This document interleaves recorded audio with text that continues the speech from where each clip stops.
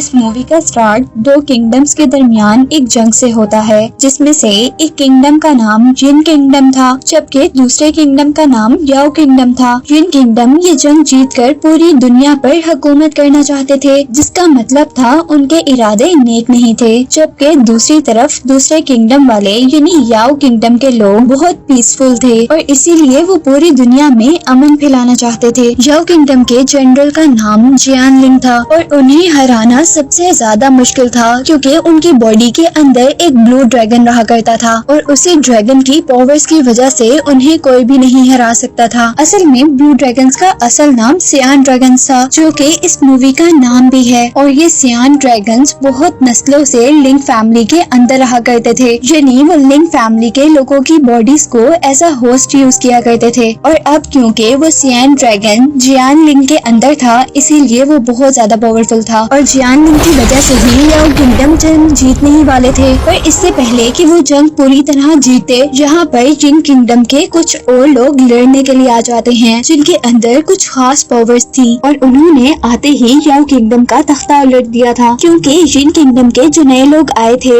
उनमें से एक ने जमीन के नीचे से एक ऐसे ड्रैगन को बुलाया था, जिसके एक ही अटैक से पूरी की पूरी याओ आर्मी खत्म हो गई थी। और ये देखते हुए कि वो लोग अब हार रहे हैं, जियानलिंग ने अपने अंदर सियान ड्रैगन की पावर्स को उन सबको हराने के लिए जगाया था और उन्हीं पावर्स का यूज करते हुए जमीन से नीचे निकले हुए ड्रैगन को बहुत ही आराम से आसमान से उठाकर जमीन पर गिराते हुए मार दिया था। लेकिन याओ आर्मी को खतरा सिर्फ इस ड्रैगन से नहीं था, जिन आर्मी के बाकी लोगों के पास भी इसी तरह की बहुत सी पावर्स थी और वो अपनी पावर्स का यूज करते हुए याओ आर्मी के लोगों को मार रहे थे। और जिन आर्मी के लोगों से लड़ने के लिए पावर सिर्फ जियानलिंग के पास थी, इसीलिए अब वो अपने लोगों को नहीं बचा पा रहा था। और इसी दौरान अब जमीन के नीचे से एक और ड्रैगन निकला था जियानलिंग से लड़ने के लिए और उसने जियानलिंग को जख्मी कर दिया था। ये देखकर कि जियानलिंग बहुत ज्यादा जख्मी है, उसकी आर्मी का एक आदमी उसको बचाने के लिए आता है, पर जियानलिंग अब ये जान चुका था कि वो मरने वाला है,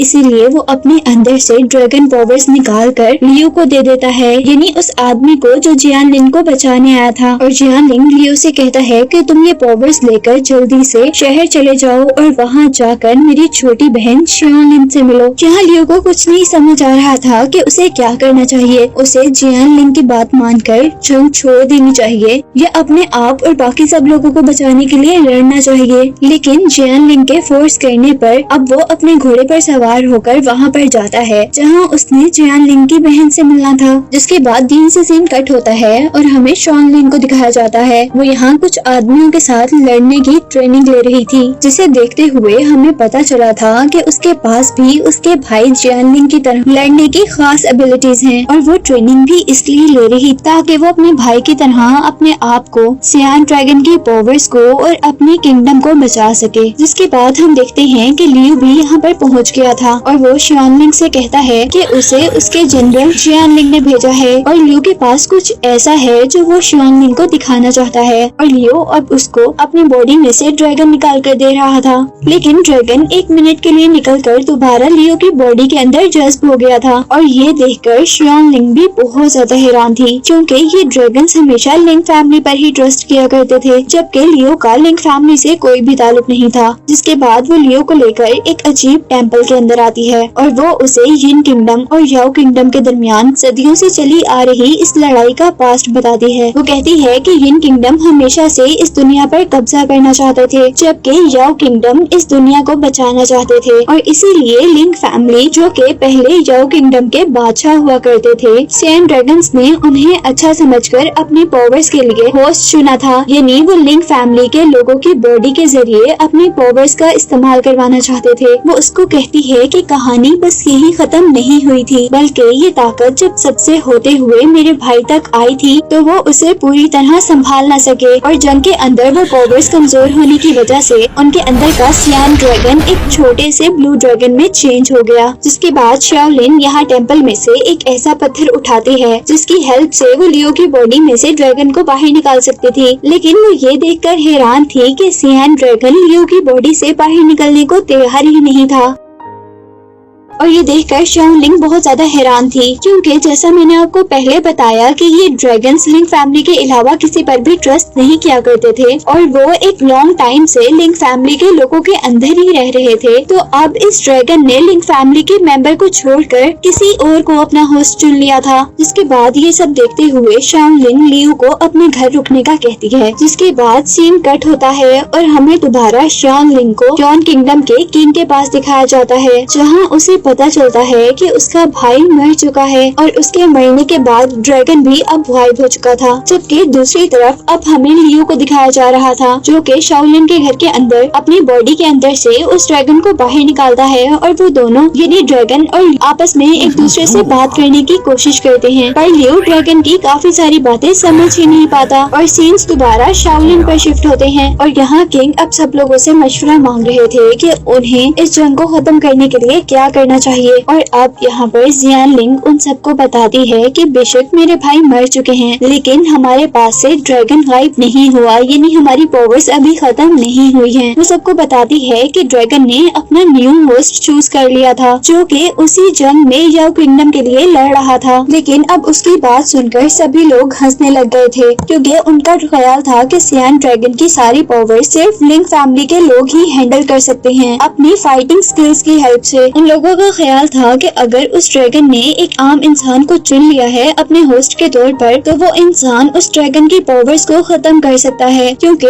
उससे सियान ड्रैगन की पावर्स कंट्रोल ही नहीं होंगी और वो चीजों को गड़बड़ कर देगा। इससे हर एक को खतरा होगा। इन सब की बातों के दरमियान में जियानलिंग दोबारा बोलती है। वो किंग से कहती है कि हमें जैन किंगडम के खिलाफ जंग को लड़ते रहना चाहिए, क्योंकि अभी भी हमारे पास ड्रैगन की पावर्स हैं। और यहाँ पर किंग ने भी सबकी बातों को इग्नोर कर दिया था और शाओलिन को बैटलफील्ड पर जाने का हुक्म दिया था। जिसके बाद शाओलिन अपने घर पर वापस आकर वो लियू को बताती है कि हम लोग दोबारा बॉर्डर पर लड़ने जा रहे हैं। और यहाँ लियू शाओलिन से रिक्वेस्ट करता है कि प्लीज उसे कुछ ऐसी ट्रिक्स और स्किल्स सिखा दी जाए जिससे वो ड्रैगन की पावर्स कंट्रोल कर सके। और इस बात के बाद हम लोग उनको बॉर्डर तक का सफर तय करते हुए देख रहे थे, जहाँ रास्ते में शाओलिन ने लियू को उसके कहने के अकॉर्डिंग ट्रेनिंग भी दी थी। जिसके बाद हम देखते हैं कि उन्होंने रास्ते में एक खाली घर के अंदर एक रात रहने का फैसला किया था और यहाँ पर भी लियू ने आराम करने के बजाय अपनी ट्रेनिंग को स्टार्ट रखा था। और यहाँ जब लियू और शाओलिन दोनों आराम कर रहे थे तो आधी रात के वक्त यहाँ पर येन किंगडम के कुछ पावरफुल सोल्जर्स ने उन पर अटैक कर दिया था, जो कि असल में यहाँ पर लियू के अंदर से ड्रैगन्स की पावर को छीनने के लिए आए थे। सभी लोग उनसे लड़ने के लिए खड़े हो जाते हैं। शाओलिन उन लोगों को अंदर जाने से रोकती है, पर एक आदमी किसी न किसी तरह लियू तक पहुंच जाता है और वो अपनी सारी पावर्स का यूज करते हुए लियू के अंदर से ड्रैगन को निकालने की कोशिश कर रहा था। और क्योंकि लियू को ड्रैगन की पावर्स को कंट्रोल करना नहीं आता था, इसीलिए वो बिल्कुल बेबस था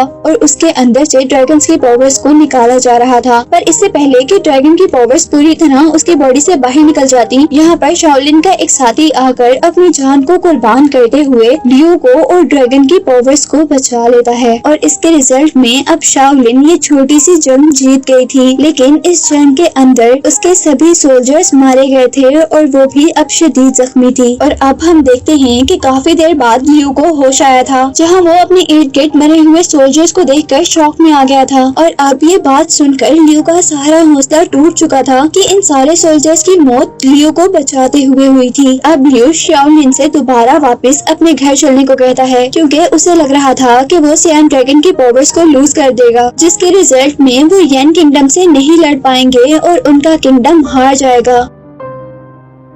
लेकिन शाओलिन को उसकी बात बिल्कुल भी ठीक नहीं लगी थी। वो उससे कहती है कि तुम्हें हार नहीं माननी चाहिए, क्योंकि तुम्हारे पास जो पावर्स हैं वो एक्स्ट्रा ऑर्डिनरी है, बस तुम्हें इनका यूज आना चाहिए। शाओलिन उसे कहती है कि तुम चाहे हार मान जाओ, लेकिन मैं कभी भी हार नहीं मानूंगी, क्योंकि मैं जानती हूँ कि इस किंगडम ने इस जंग को जीतने के लिए बहुत से लोगों की कुर्बानियाँ दी हैं, जिसमें मेरा भाई भी है। वो लियू से पूछती है कि क्या ये लोग जो यहाँ पर मरे हुए हैं, तुम उनके सेक्रीफाइसेस को ऐसे ही जाने दोगे जिन्होंने तुम्हारे और साइन ड्रैगन के लिए अपनी जान दी थी। और ये कहते कहते ही शाओलिन थकन से बेहोश हो जाती है, जिसके बाद लियू उसके जख्मों पर पट्टी करता है और यहीं से हमें नेक्स्ट डे का सीन दिखाया जाता है, जहाँ पर अब शाओलिन बिल्कुल ठीक हो चुकी थी। लियू उसके खाने के लिए कुछ एप्पल्स लेकर आता है और यहाँ शाओलिन उससे कहती है कि अगर तुम इस ड्रैगन की पावर्स को यूज करते हुए भी जंग नहीं लड़ना चाहते तो मैं तुम्हें फोर्स नहीं करूंगी, और अगर तुम घर वापस जाना चाहते हो तो तुम जा सकते हो। लेकिन वो उसे बताती है कि बेशक तुम चले जाओ, मैं वापस नहीं जा सकती क्योंकि मैं लिंक फैमिली की आखिरी लड़की हूँ और मुझे किसी न किसी तरह साइन ड्रैगन और इस मुल्क को बचाना है। लियू अब इस बात पर खुश था कि शाओलिन ने उसे लड़ने के लिए फोर्स नहीं किया था, लेकिन इस बात पर उदास भी था कि उसकी वजह से बहुत से लोगों की जान चली गई थी। जिसके बाद से अगले दिन शाओलिन और लियू दोनों अपने अपने रास्तों पर थे, पर रास्ते में लियू को फील होता है कि उसने शाओलिन को अकेले ही छोड़ दिया है। उसे ऐसा नहीं करना चाहिए था, जो बहुत ही बहादुरी से लिंक किंगडम के लोगों से लड़ रही थी। और उसके हाथ में अब हमने साइन ड्रैगन की पावर्स को भी देखा था।